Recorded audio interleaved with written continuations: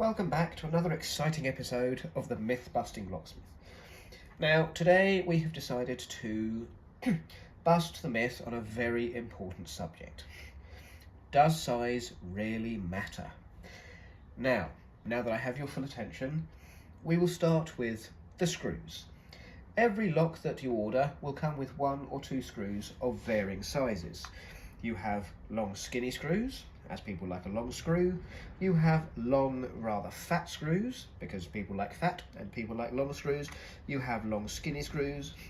You have a various amount of short screws, very short screws, short and fat, and long and fat, and there's a long and skinny at the back.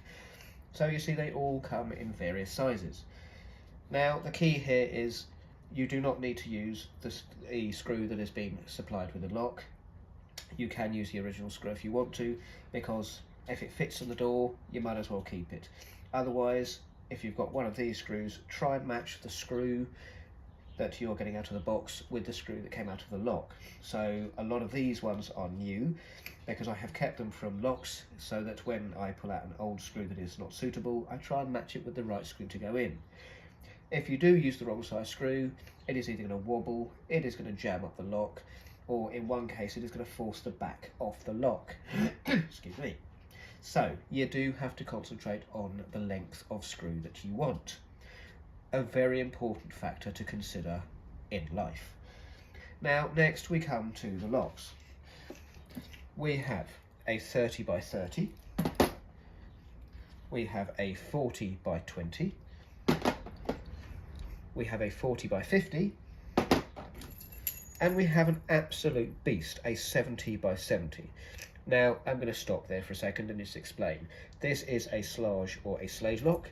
You can tell by the bitting here, or the cut of the key, that is an absolute beast. You have deep cuts and you have shallow cuts. This is a beautiful lock. I love this. I was given this after somebody had kept it for 8 years, never used it, so I said I would love it. Now, what you can see out of this is across here you have a metal groove that sticks out, because you have side bars here and this side of course here, and you have a little groove in here that makes it very tricky to get the key into the lock. Also makes it very tricky for picking. Now you have an unmeasured lock here, but as you can see with these two, one is very slightly thinner than the other across here. So what I have found is when I have gone to fit a new lock, I have found that it either leaves a little gap all the way around, or in a couple of cases with certain brands of locks, the lock is slightly too fat for the door. So I have either had to widen the hole slightly, or in fact replace the handles. So we have covered the screws. We have covered long, short, fat and skinny screws, and we have looked at the different sizes of locks. Now the interesting thing is when you look at the bitting or the cut of this key, you can see deep, shallow, deep, very deep, almost non-existent. So this would be quite tricky to pick. We've had a look at this one, and we will come into this one shortly, which I have measured and is a 55 by 50 lock. So, does size really matter? Well, girth does not matter because it is all uniform all the way round, and it's a fairly consistent size. But does length really matter? Very important question. The short answer is no. So if anybody disagrees with you, send them to see me, or there will be advice at the end. This, as I say, is a 30 by 30. This is, let's just turn it around the way so I've written on it, is a 70 by 70. And as you see, these are tiny and huge. So you have a very small, little, tiny lock, and you have a large and impressive, meaty style lock. This one was a tricky pick, and I really struggled to do it. This one, I managed to do in 3 minutes and 8 seconds, and I wasn't very happy with my time, so I carried on picking it until I managed to get it down to 47 seconds. There is a video on YouTube already, and I will try and find it for you so that you may see it again. But 47 seconds for a 70 by 70, because you're picking the lock within this part. This took longer, it's only a 30 by 30. So, We come to this as an example because I know you want more practical and I don't show you an awful lot. So this one is 55 by 50. I've measured it earlier, but I know I'm doing it upside down. It makes it easier for me, but basically it's 55.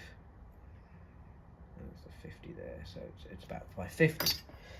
Now this could be in your front door. This is the original key, of course.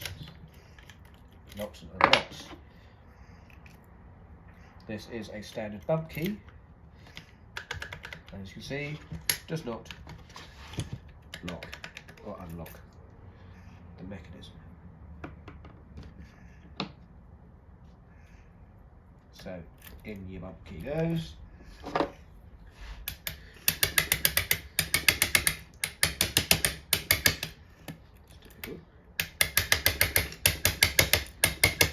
And there it is. Your door is unlocked. Your door is unlocked a second time. Oh, it's stuck. Just bear with me. And there it goes. Unlocked a second time. Now, if you are, as you can see, turning this and it gets stuck halfway, all you have to do is give it another little tap so it's stuck. See, I don't even have to lean on the door or the lock, just literally, literally fingertips every single time. One tap. Or if we can do this with one tap. Of course, this will be more rigid than the front door, so there will be no wobble of device. So, as you can see, ladies and gentlemen of the jury, size does not matter. It doesn't matter about length, it doesn't matter about girth, it doesn't matter whether it's teeny tiny, and it doesn't matter if it's huge and manly and meaty. Size does not matter. If the lock has been made well and it has good bitting, you are going to struggle to get in. If the lock has been poorly made or has poor quality bitting, the lock is going to be very easy to get in. So I hope that clarifies that, and if there's any gentlemen out there who are still unhappy, go find yourself a female locksmith, marry her, because she will tell you it doesn't matter how long, how short, how fat, how thin, how meaty, or how dainty and delicate it is. Size does not matter. If a lock is made well, it is good. If a lock is made poorly, it is bad. If the bitting on the lock is pathetic, you are going to get in seconds. Because like this, you see, it almost looks like a bump key, whereas another key or another lock with a key with good bitting will be much harder to pick, bump, bypass or rake. So for example, this would be a slightly better one, but as you can see, it's almost a blank key with 2 gaps. So apologies, a bad example. But if we were to pull out this one, that is a much better example of deep, deep, shallow, deep. So it is all about the bitting, it is all about the cut of the key, it is all about the way that it has been manufactured as to whether it is good quality or poor quality. So just to bust the myth once more, size does not matter. I hope you enjoyed the video. Please come back for more, and if you would like to see more of one thing and not another, please tell me and I will sort that out for you. But as always, do hit the like button and let me know what you think below in the comments. Thank you for watching.